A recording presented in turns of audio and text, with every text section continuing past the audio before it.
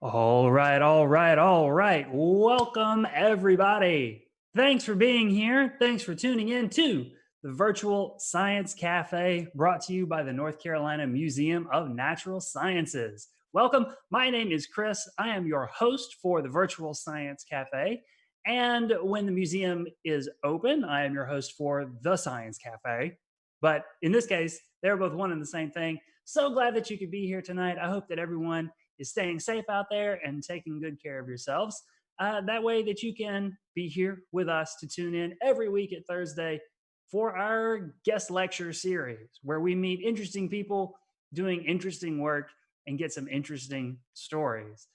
Tonight, I don't think is going to be any different. If this is your first Science Cafe, at least virtually, welcome. Glad you could be here. And if this is not your first Science Cafe, you know we have great conversations every week right here in this space, which means that all of you folks out there watching in internet land, you get to participate as well. As we go throughout the presentation tonight, leave your questions, comments, leave your thoughts for our guest speaker in the chat box. Once we get to the end of the presentation part of the show, we'll actually grab your questions and pose them to our expert, which I think I should introduce now. Tonight, we're going to be hearing all about the physics of why cats land on their feet and a little bit of the history of why we've been kind of perplexed by that and wanted to know more about it from Dr. Greg Gbur. He is a professor of physics and optical science at UNC Charlotte. He writes the ever popular science writing blog Skulls in the Stars, which you might be familiar with out there. And he's the author of a new book, Falling Felines and Fundamental Physics. Greg, welcome to the show. Thank you. Happy to be here. How are you doing? I'm doing pretty good. Pretty good. I have my fake museum here. So, the museum is now enclosed right here in this box with me, which is fun. How about you? How are things? Oh, just fine. Enjoying or learning to live with working from home. I get to spend more time with my cats, so got test subjects here all the time. Test subjects. Do you have a statistically representative sample of cats? I have 6 cats at home, so I've got a surprisingly large number. Still not, probably not enough to publish, but still a pretty good number of cats. An N of 6 is pretty good. Yeah. Pretty good. I have 2 who are hanging out somewhere on the other side of this backdrop, and who knows, they might jump in here and make an appearance. I think I saw one of yours crawl across the keyboard a second ago. Yep, Cookie showed up. I could lock them out of the room, but it seems like given the topic of the talk, it would be inappropriate to not let them at least make an appearance now and again in the show. Oh, absolutely, definitely. We'll keep an eye out for them. Everybody, let me know in the chat if you see a cat move across the screen and I miss it. All right. Well, Greg, I'm ready to learn more about what you know about the physics behind dropping cats. All right, let me get myself going here. And okay, hopefully you can see that. And welcome everybody. Thanks for listening. I'm going to talk about a bit of the surprisingly long history of scientists studying how cats always land on their feet, which they've really been doing for hundreds of years and kind of are still doing today. And that photo on the left of the screen is rather attention getting, and I'll explain that a little bit as we go along as well. So I think everybody knows the talent in question we're talking about. It goes by quite a few names. Scientists have never really agreed on how to refer to it. It's called the cat riding reflex, cat flipping, cat turning, the cat twist, or people just saying cats always land on their feet. And there's an animated video of an example of a cat being dropped upside down and flipping over and landing on their feet.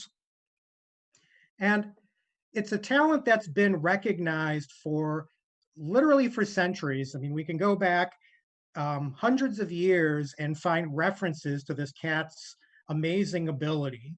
The images on this page are from a book of heraldry from the year 1572 by a fellow named John Boswell, and talking about basically a particular heraldic sign of a cat Along the very elaborate Old English descriptions, there's a description, he is a cruel beast when he is wild, and falleth on his own feet from most high places. So people, of course, have been recognized this feat of cats for quite a long time, but it was only relatively recently that scientists started to become interested in this. And in the mid 1800s, it's particularly striking that there were a number of very famous physicists who became interested, at least from a casual level, in the problem of how a cat lands on its feet. And for instance, there is a James Clerk Maxwell is one of the greatest physicists of the 19th century. And he went to school in about the 1850s at Trinity College. And he ended up returning to Trinity some 20 years later when he was famous. And when he did, he ended up having to write a letter back to his wife, Catherine Mary. And he said, there's a tradition in Trinity that when I was here, I discovered a method of throwing a cat so as to not to light on its feet, and that I used to throw cats out of windows. I had to explain that the proper object of research was to find how quick the cat would turn around, and that the proper method was to let the cat drop on a table or bed from about 2 inches, and that even then the cat lights on her feet.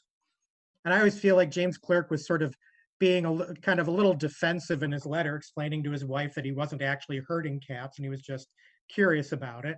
And the photo here, you can see him and his wife and their dog. There's no science or any data on whether he actually dropped the dog too. But clearly there was a scientific interest in how cats accomplish this feat of landing on their feet. And there was another physicist of the same era, a friend of Maxwell's named George Gabriel Stokes, who was also very interested. But despite their interest, neither Stokes nor Maxwell were able to make much progress in understanding how cats land on their feet. And the real problem is that cats turn over much too quickly to really see what they're doing with the naked eye. In order to be able to really identify the motion that a cat uses to turn over, you need high-speed photography. And it took quite a few years, even from the birth of photography, to the point where high-speed photography became feasible. Photography itself was invented in 1820 by the brothers Nietzsche, and their initial photographs taken in the 1820s literally required days of exposure. They pointed their camera out their back window with the lens cap off and just let the image develop over days, and the resulting image was not very good. And photography made leaps and bounds from that point, but nevertheless, for a large point of that early history of photography, you couldn't take very fast photos. And there's this wonderful image on the screen here, which is one of the candidates for the oldest cat photo, which comes from the Houghton Library. I believe it was in Harvard. And in this image, you can see even part of the problem depicted. The person who took this photo obviously wanted to capture an image of their cat drinking milk or water. And the parts of the cat that didn't move are relatively clear, but the cat's head is nothing but a blur. And so clearly early photography was not up to the task of figuring these things out. But in 1870, there was photography kept proceeding to faster and faster images. And finally in 1878, a major breakthrough was made by Edward Musbridge, who's very famous these days. And what he had done is he took a sequence of photographs of a trotting horse and then a galloping horse, which were fast enough to be able to see the position of the horse's feet at every point during a cycle of the horse's motion. And here I've put an animated GIF of Musbridge's original images. Obviously, he didn't have it animated, he just had a sequence. But it's nice to see that you can even animate Musbridge's images.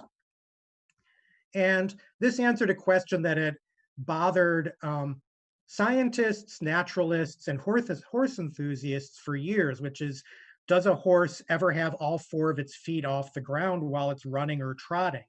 And Musbridge demonstrated quite conclusively that Yes, it does.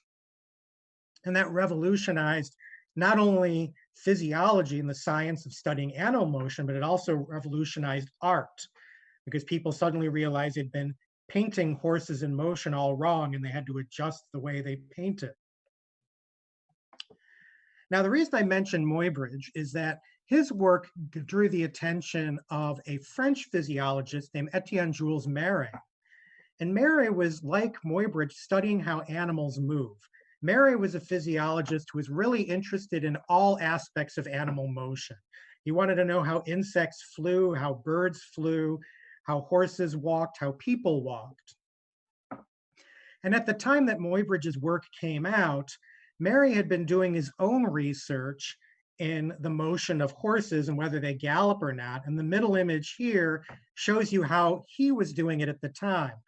At the time, before Mary had access to photography, he used little pneumatic tubes hooked to horses' hooves that were hooked to a machine that would record when each hoof hit the ground in a time sequence. And so he was actually able to also confirm that a horse has all its feet off the ground while galloping. But it was a very difficult task and it involved hooking up a lot of equipment to a horse. And for Mary, that was a bad thing because he really believed that you need to study an animal with as few influences as possible. Hooking up machines to an animal was basically changing the way it moves and you're not getting a reliable result. Incidentally, I put the sphygmograph on the left side, which was Mary's first invention. It was able to detect the pulse of people.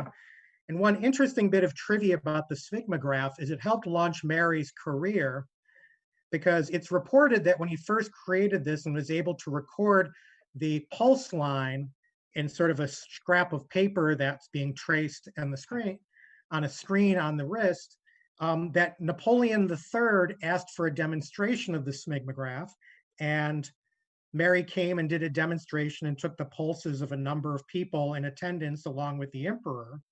And one of those people, the pulse came back irregular, that there was a weakness of the pulse. And a few days later, that person died of apparently a heart attack. And so that person's misfortune turned out to be to Mary's benefit because it gave him a lot of credibility in terms of his own research. But he then ended up becoming this physiologist who did a lot of work with animals. And he saw Musbridge's photographs and contacted Musbridge and asked how he did it. And he and Musbridge corresponded about using photographs to capture animal motion. And soon Mary had created his own photographic institute to study human and animal motion. And that brings us back to the cats. Now, amongst all the animals that Mary was studying, he studied a lot of animals doing a lot of different things. And the cat, the falling cat, seems to have originally been a bit of an afterthought for him. A colleague suggested to him, well, we hear that cats land on their feet. Why don't you take a video of it or take some photographs and see if we can figure out how a cat does it? Excuse me a second. So Mary basically enlisted the gardener's cat. The gardener that worked on the premises of his institute had a cat, so he borrowed the cat, dropped it on camera, took these now famous sequences of photos. There's the side view on the left. You read it from right to left, top to bottom. That was just the way his camera worked at the time. And then you have the rear view of the cat, again, right to left, top to bottom. Well, this would seem like a relatively uncontroversial thing. But when Mary presented his photographs of a falling cat to the French Academy of Sciences on October 22nd, 1894, he basically caused an uproar. And the quotes here are from a newspaper article of the time. And the journalists of the era were clearly having a good time talking about this story because, as they say, the problem is clearly a difficult one for that learned body of savants had so far failed to offer a solution. Because here was this incredible collection of all the greatest scientists in France, and none of them could figure out how a cat was doing it based on Mary's photos. And one of the key quotes that boggled my mind the first time I read it is that one member declared that Monsieur Mary had presented them with a scientific paradox in direct contradiction with the most elementary mechanical principles.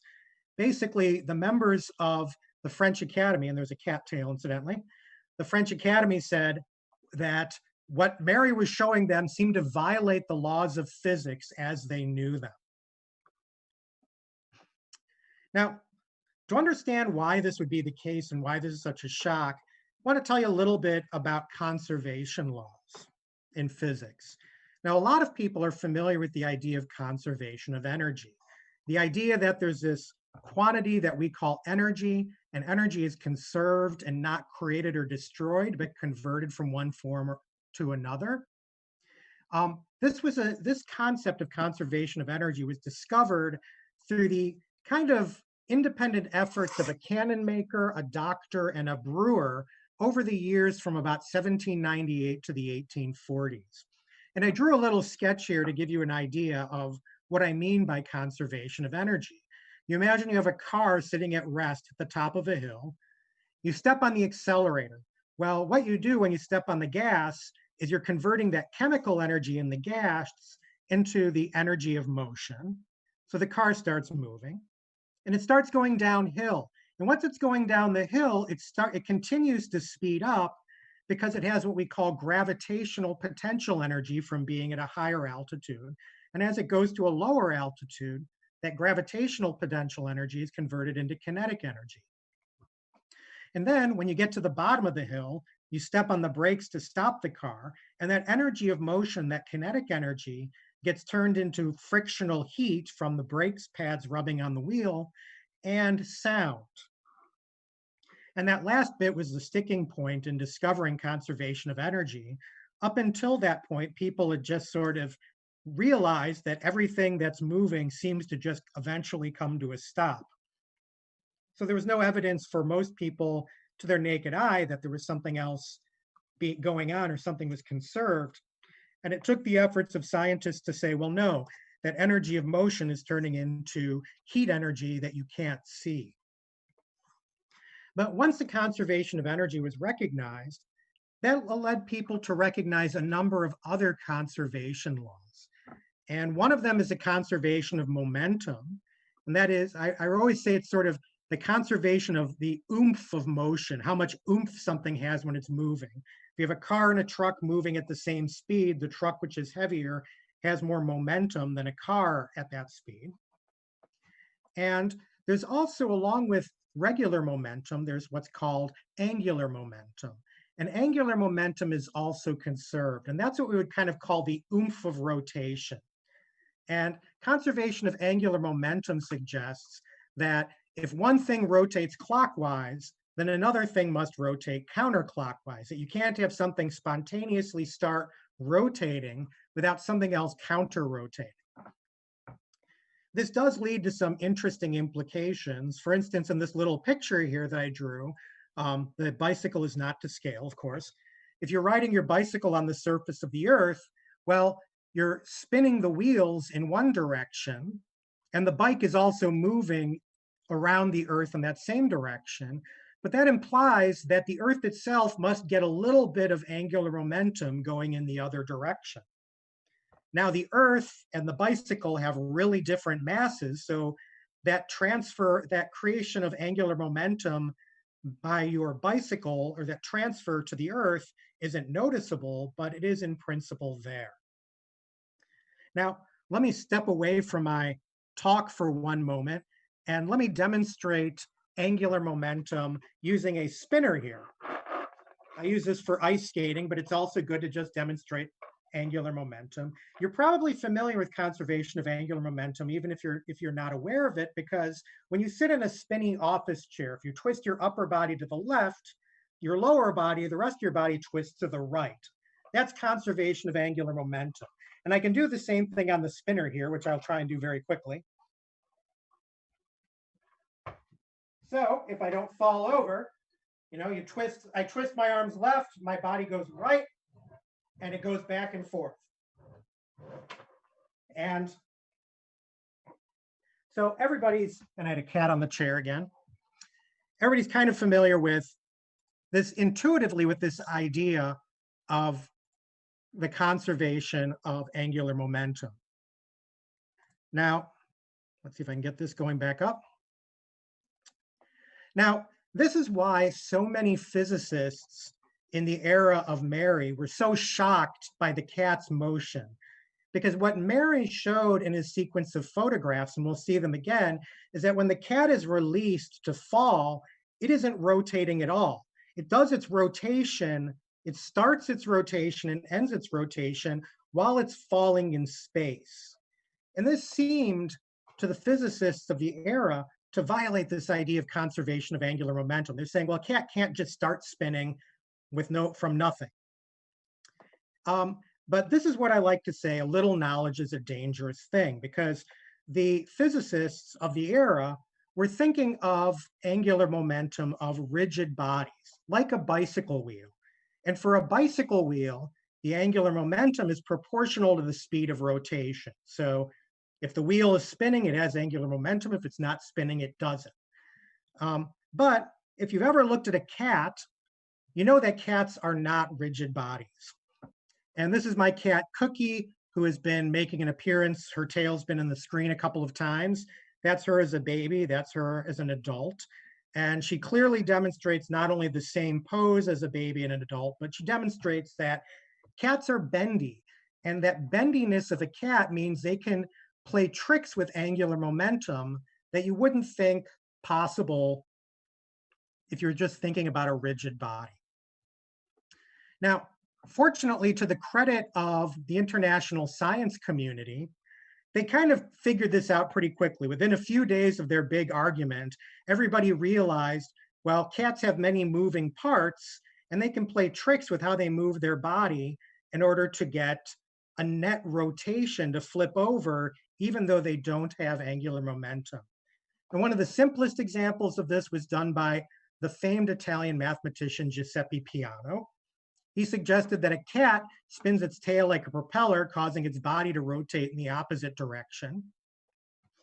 And that may be part of how a cat does it, but that's not the only way a cat does it, because tailless cats can also turn over. Now, another explanation involves a little bit of subtlety with angular momentum. You may notice if you do try spinning around in your office chair, it makes a big difference whether your arms are wide out or your arms are tucked in. If your arms are tucked in, you don't get that much counter rotation. And that's because the amount of angular momentum that you impart by twisting depends on where the mass is that you're twisting. If your arms are out and you twist, you're going to get a much bigger counter rotation than if your arms are in. So Mary suggested that, well, as this image shows, maybe a cat, when it's falling, first sticks one pair of legs out and tucks the other pair in so it can twist, say, its upper body without its lower body moving very much. And then it reverses. It tucks its lower legs in, sticks its upper legs out, and then twists the rest of its body to catch up. And let me quickly demonstrate this again, because it's a bit of fun here. This one would be sort of a stir the pot sort of motion. You have your arms out. I go like this. And when my arms are out, I end up rotating a lot. When my arms are in, I don't. So I don't get that counter rotation when my arms are in that I do when my arms are out. And let me jump back into screen share here. And this is a great idea, except this is also not how a cat really does it. It's not at least the primary way that a cat does it. And the final explanation came from some physiologists in 1933, some Dutch physiologists. And what they realized, again, thinking about a cat being very bendy, is that suppose a cat bends at the waist. Well, it can then twist its upper and lower body parts sections in opposite directions. So you remember that I said if one object twists, say, left, the other object has to twist right. Well, a cat can use the upper and lower halves of its body to do both of those twists at the same time. So one way I like to do this is with my hands, but I won't show you right now, but basically a cat can fold in half, twist its body sections in opposite directions and reopen, and it'll be right side up. Actually, let me quickly try and do that with my hands just because it's fun to do. So hands upside down, you fold them up, you rotate them 180, you open them up, now your hands are right side up. So upside down, fold, rotate, right side up. And that seems to be the main mechanism by which a cat does its trick. Now, I have to share, I added this photo. This is the original photo from Rademacher and Terbraak's original paper, which shows that in the 1930s, there was not very good graphic design, or nobody really knew what a cat looked like. It looks more like a hot dog with some sort of demonic face. But let's now take a look back at Mary's images of a falling cat and the videos of the falling cat, and that idea of what's now called a bend and twist maneuver. You can kind of see it pretty clearly in some of these images. In the 6th image from the right that I circled in the top row, you can see that the cat is basically now facing the camera. It's bent sideways, so it's already done its bend and it's kind of halfway twisted around. And if you look at the video clip again that I put on the right, you can see, in fact, the cat seems to cheat a little bit. The moment it's released, its head is already facing, it's already kind of halfway trying to get itself bent and twist around so it doesn't have to work too hard. And this was the idea of, this was sort of the final revelation of kind of the fundamentals of how a cat turns over. But this isn't where the story ended, because it seems that every time somebody had kind of found an answer to a question involving falling cats, some other research group decided it was a problem worth studying. So originally it was the physicists in the 1890s trying to figure out the physics. The physiologists in the 1930s really wanted to understand how a cat's nervous system performs this trick. And then in the 1950s, as the space race heated up, the various governments that were racing to get into space were interested in understanding how cats do this, because they wanted to understand more about how a living brain understands which way is up and down. They were afraid that their astronauts would go into space and basically become completely disoriented. And so cats became a natural test subject for seeing how they react in space. Could they still do their flip over trick in space? And on the right, you can see the top clip is the cats under normal gravity, and the bottom clip is cats in a weightless environment in one of these C-130s. And that was about in the late 1950s. While I was writing my book, one of my favorite little photo sequences is on the left here, that before they had the big jets to take people up and do weightless tests, well, they just took a cat up in a fighter jet. So, a single cockpit fighter jet, and the pilot just held onto the cat and did an inverted dive and watched what happened to the cat.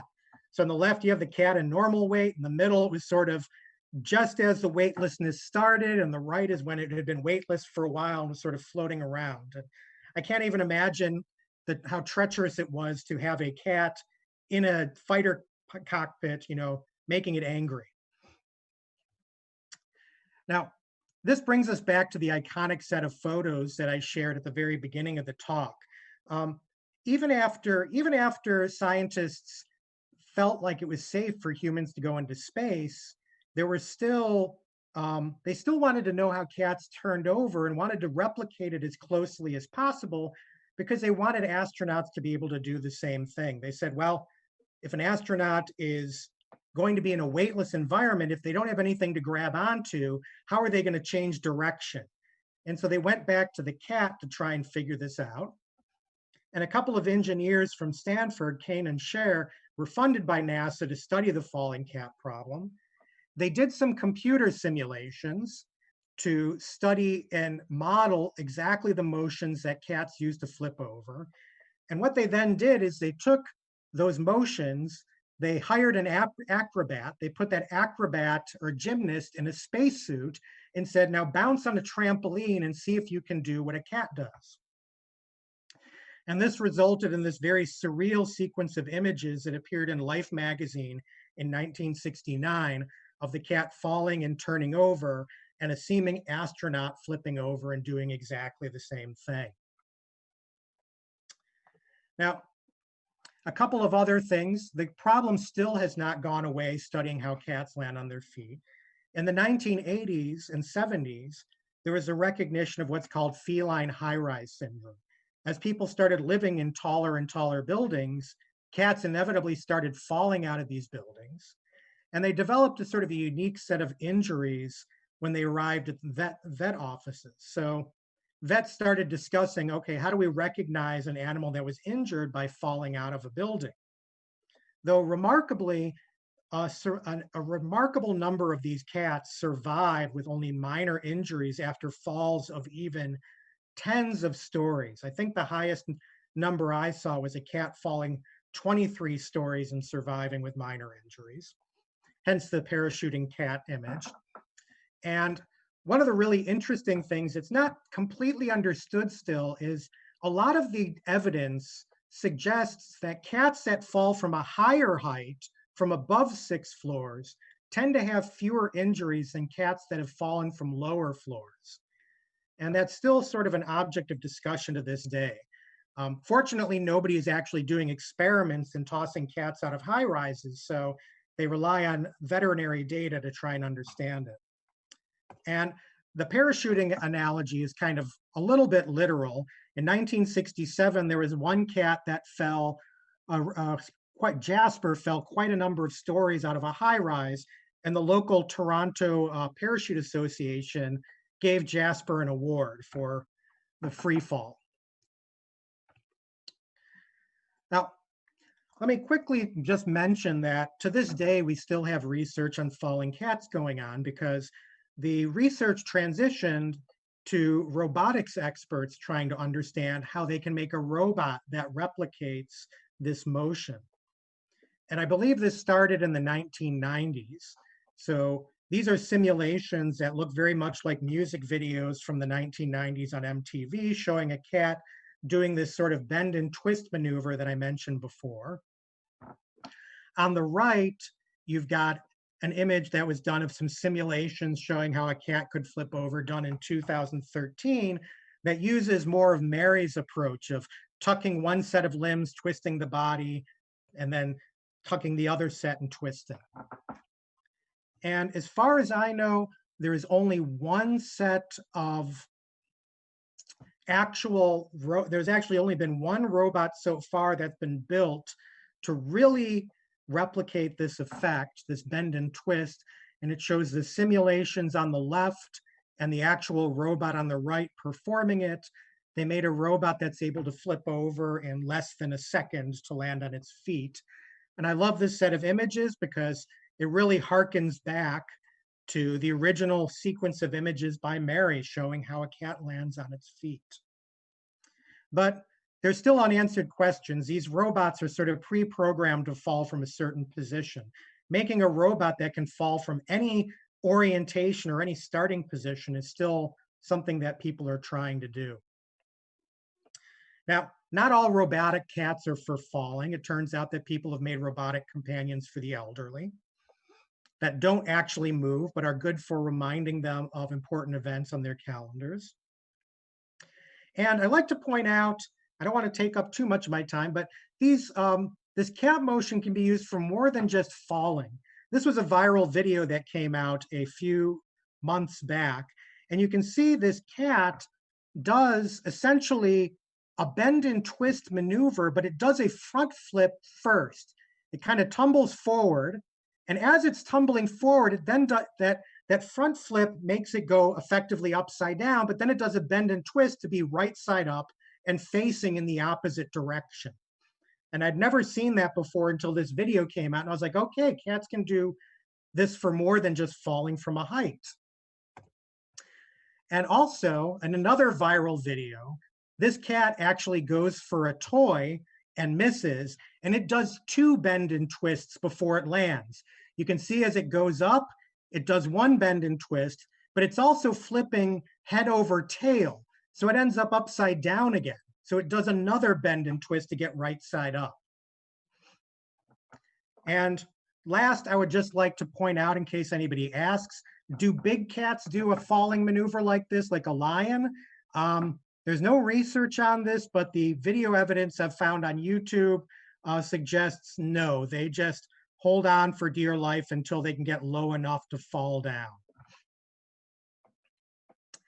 And I'll wrap up there. As a PS, please don't experiment on your cats. Not all, as these clips show, not all cats are experts on jumping and falling. And thank you very much. I'm ready for questions if you have any. Greg, thank you very much. I can't think of a science cafe that has brought me to tears laughing like this one has, at the same time being fascinating. I mean, this is what, 200 years of people trying to understand the physics behind cats. Yes, and in fact, I didn't mention it explicitly in the talk, but it's about 300 years because there was a researcher in the year 1700 who published the first attempt at explaining how a cat lands on its feet. His idea was wrong, but we can trace people studying the science of falling cats back to when Isaac Newton was alive. All the way to 1700. Yep. That's incredible. And you have to imagine there were probably, humans are a curious lot, right? We were probably dropping cats to watch them spin even before that. Oh, I'm sure. I'm still very interested in tracking down even older references if I can find them. That 1572 book was the first that I've found that showed that had an explicit reference to a cat landing on its feet. But I'm sure there have to be more references that I just haven't been able to track down yet. So I'll remind everybody watching, leave your questions, thoughts, comments over there in the chat box. We'll get to those in just a moment. So I'll give you a minute to formulate your thoughts and then tap those into the chat box. And we've got plenty of time for questions. So let me know what you're thinking. That way we can throw some questions Greg's way. So, I'm still stuck at home, so I don't have anything else to do, so go ahead. Where are we going to go, right? So how do you even be, like, you're a physicist, optical science. How do you get interested? I mean, you like cats, but sort of what brings you to write a whole book about people dropping cats? Well, on my blog, one of the things that I developed a love of when I started blogging was a history of science. And I sort of almost accidentally got involved in studying the history of science. And one thing that I do from time to time is I get really bored and I go online and I look at very old science journals because there's so many fun things in old science journals that a lot of people have forgotten about and don't know about. And as it so happens, one day I was looking at old journals and I found this paper of Mary's from 1894 with the images of the falling cat. And I thought that was interesting and I wrote a blog post about it and I gave Mary's explanation. But then I said, well, this was over 100 years ago. There's got to have been more done since then. And so I started doing a search for more papers on the science of falling cats. And I just kept finding more and more and more papers about people studying falling cats in all sorts of different fields and for all these different reasons with all these different techniques. And so I realized there's a whole story here about how one seemingly simple topic can really capture the attention of generations of scientists and engineers. So I know you teach physics at UNC Charlotte. Have you ever had a course on angular momentum and cats? Not yet, though. I'm sorely tempted to try and put one together. It would be a fun topic to sort of talk about different aspects of science in motion. If I get around to teaching a class on mechanics about motion again, I will definitely be using a lot of cat examples. Excellent, excellent. All right, let's see. I'm going to go over here to the chat, see what people are thinking about. Let's see. Allie says it looks like Cookie, your cat has no bones. That is pretty much correct. I have another picture where she is literally twisted 180 degrees. Like you can see her stomach on the same, on the same side as the top of her head. And it's quite appalling, but pretty amazing. Let's see. Katie. Hi, Katie. Katie's got a good question. Has this research had any applications for human performance in sports? That's interesting because it has been recognized in sports. But one of the things that I kind of say is it seems like this is another example of kind of science catching up to what people are already doing. Because if you look at high divers, high diving has been around since about the same time or before Mary did a series of photos. And so high divers were already jumping and doing all these tricks without any problem, without being worried about the physics. And it took physics a while to catch up and go, oh, there's something very interesting here. But since then, I mentioned in my book a little bit and studied it. You do find that people who are writing articles about gymnastics and about diving, they do refer to sort of a cat turn. It's become at least a partial, something that is referenced explicitly sometimes in the journals where people talk about the motion, athletic motion. In fact, to go on a little further, in the 1960s, there was another guy who did some high-speed photographs of cats because he didn't believe anything that anybody had done previously. And then what he did is he came up with this hypothesis of how a cat falls, and then he hired professional divers to jump off a diving board and see if they could replicate the effect. But to make sure that they didn't cheat, he didn't want them to like jump off the board already spinning, which was kind of what the people in the 1800s thought a cat did. They thought a cat pushed off of something before it started falling to get that initial spin. So what he did is he said, I want you to just jump off the board flat. And you're not going to do any moves unless I blow a whistle. And I'm not going to tell you if I blow the whistle or not. So that was the controlled test to say, I'm going to know you can't predict whether I'm going to tell you to twist or not. You have to wait for me to tell you to. And you'll be off the board when you do it. So I'm either going to blow the whistle or you're going to belly flop? I guess so. To help us understand angular momentum better. Yeah, I wish there were videos of exactly what sort of dives they were telling them to do otherwise. Because I'd be very curious to, see the outcome of that. Very interesting. People have come up with some interesting ways to find answers to these questions. Yeah. Okay, let's see. Joseph's got a question. What other animals have or do not have this skill? Well, interestingly and very strangely, rabbits can do this. And I'm not really sure why, because when you look at cats, cats tend to climb up into trees a lot. And so it makes sense that they would have an ability to fall from a height. But you don't, at least I don't usually think the same thing of rabbits, but there is footage and video online of rabbits flipping over very much the same way that cats do. In fact, there was a series of experiments also in the 1960s where another physiologist was trying to understand how animals land on their feet, and he used rabbits instead of cats. Now, those are the only ones that I know for certain have the ability. Dogs definitely do not. There's also videos online of people trying this with dogs, and the poor dog is just trying to flail its arms like this, trying to paddle itself upright. They're always dropping them on cushions, by the way, so just in case anybody's worried. I still wouldn't do it, but yeah. So as far as I know, cats and rabbits, and I don't know of any other animals that naturally do that specific writing ability. Let's see. Some of the other questions here, people asking about specific animals too.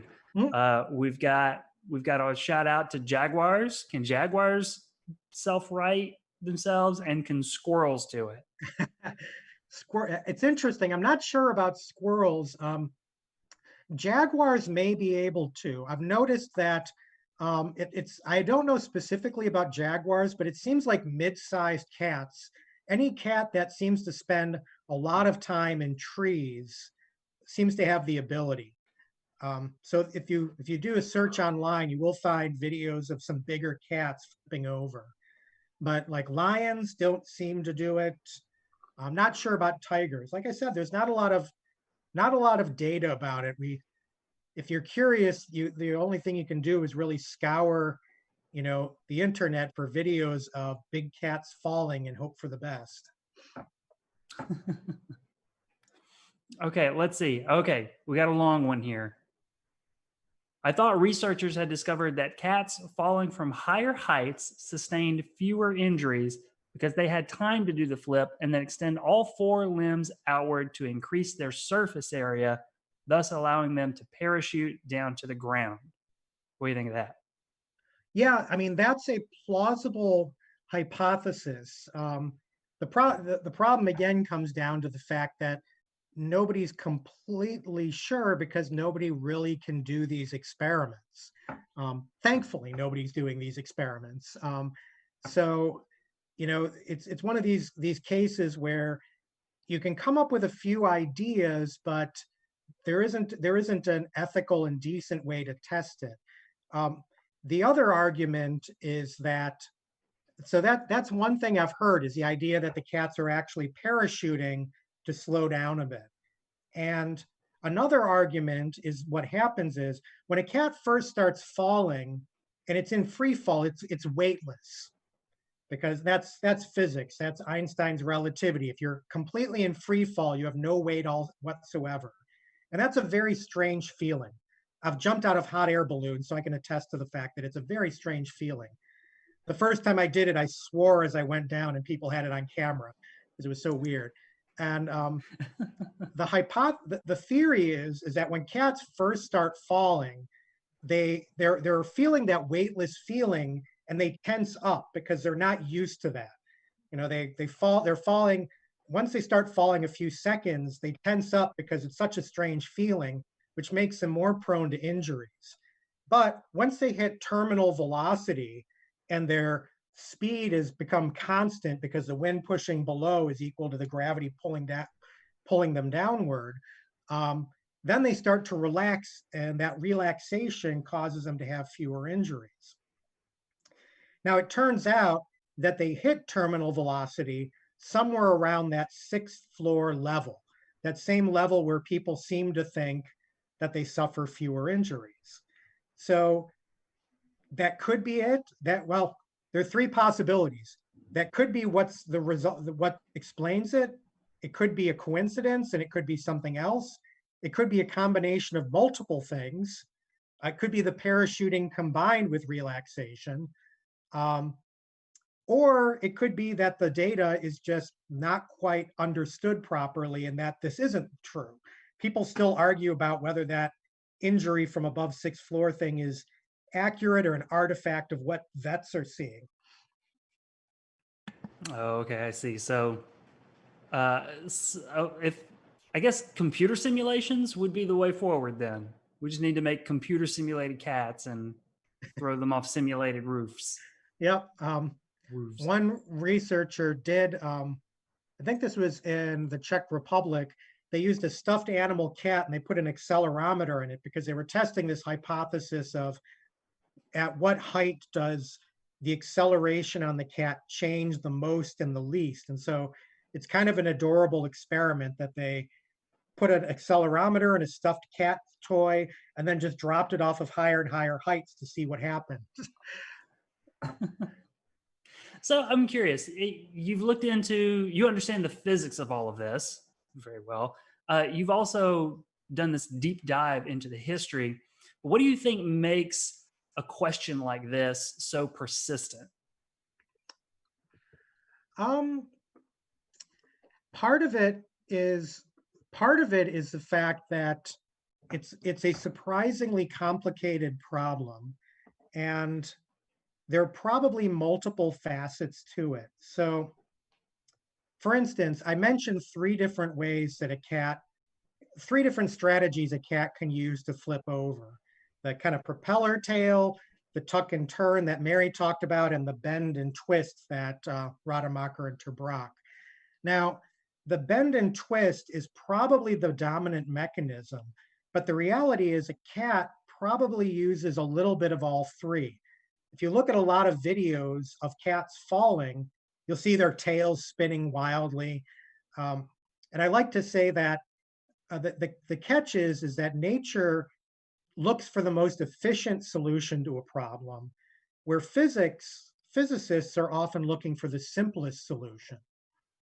So, if you ask a physicist which one of these two things is the answer, it's sort of baked into our DNA, so to speak, at times to try and pick one, to say, yeah, it's that or that, and not to say, well, it depends. Um, but nature likes to use all the options available. So I often feel like, and you can see this when you read the history, that the falling cat problem is almost like an ink blot test for scientists, that they look at the video and they see what they want to see a lot of times. You say, okay, you show them a video, you say, how is the cat doing it? One person will focus on one part, one person will focus on the other part. And then the argument just keeps going. It's still going to this day. I've gotten into arguments with people online who are still telling me, no, that's not how it happens. Well, I feel like getting into an argument online is not that difficult these days. No, you're right. All right. It looks like there's one more question here in the chat, and then we'll wrap things up. Caitlin is asking, because you just mentioned tails, so this fits in. Do tails affect the ability to complete the writing maneuver? Can cats without tails write themselves? We did answer the second half, yes. Yep. Early on in the talk. Yeah, but what about the tail? Yeah, it's interesting because cats clearly use their tail for a lot of balance, and they definitely use it as part of the writing maneuver. But they don't have to. This was and it probably will come to no surprise at this point that there was a paper that was done, I think, in 1989, where people just worked with tailless cats and they dropped them and looked to see them flip over. And they found that the tailless cats could still do it pretty much just fine. So it's not a key element in turning over, but cats that do have the tails probably use them to their best advantage. But also with that in mind, it's worth noting that I'm not entirely convinced that every cat does the maneuver in exactly the same way. We are talking about living creatures, and though there are these sort of different tools that they can use to flip over, different cats may use them to different extents, to different degrees. Each cat may have its own different style to it. So cats without tails probably emphasize other things more. And this is probably why there's also still arguments about how cats land on their feet, because you take videos of two cats and show them falling side by side, and they'll look similar, but there will also probably be little differences. If you have a big, heavy, round cat, it's probably going to twist differently than a very long, skinny cat. Or just from the ground, it'll do a handspring into a half twist. Yeah. And wheel on you. Yeah. In the wildest way. All right. Well, I think we'll go ahead and wrap up the show there. Greg, this has been wonderful. Thank you so much. Oh, you're very welcome. Happy to be here. It was fun. I'll remind everybody, Greg, or I'll let you remind them. Tell us the name of your book. The book is Falling Felines and Fundamental Physics by Gregory J. Gbur. You can basically find it everywhere online right now. So find your favorite bookseller, and if you find it interesting, please get a copy. There you have it. And I'll remind everybody, you can find out more about what the museum is going to be doing, especially more virtual programming like this one, at naturalsciences.org. And you can follow the museum on social media. We're on Facebook, Twitter, and Instagram as @naturalsciences. And the Science Cafe happens here on YouTube every Thursday night at 7 o'clock. So if you want to know what programs are coming up, or you just want to get notified when we're going live, you can subscribe to the museum's YouTube channel, click the bell to get notified. And then next Thursday at 7 o'clock, you won't even have to put it on your calendar. You'll just get a little pop-up. It'll say, hey, there's something cool happening that you should go check out. And that'll be us right here with the Virtual Science Cafe. Now, I will let you know, next Thursday night, we're going to be talking with Chris Fisher, the founder of OSearch, which is a shark tagging research vessel, and their chief scientist, Bob Hewler, I believe, if I recall his name. So we'll be talking with OSearch. Maybe you follow some of the sharks that they tagged online, like is it Mary Sue or Mary Lee the shark? That's the big famous shark everybody follows. Anyway, we're going to be hearing about how their expedition has been going just this year, and they've been working with sharks even off our own coast here in North Carolina. So that's next Thursday, 7 o'clock. I'm going to drop a link in the chat right now, which is a link to a survey form. You can click the link and then give us your thoughts and opinions on the show and on how you like the Science Cafe series. Do that. That helps us make sure that we're giving you the best cafe program that we can possibly offer. And you know, you can just put in there how much you like me and how great of a job I'm doing. No, I'm kidding. But that's all for tonight. Greg, once more, thank you very much. And everybody, take care and stay safe. Good night, everyone.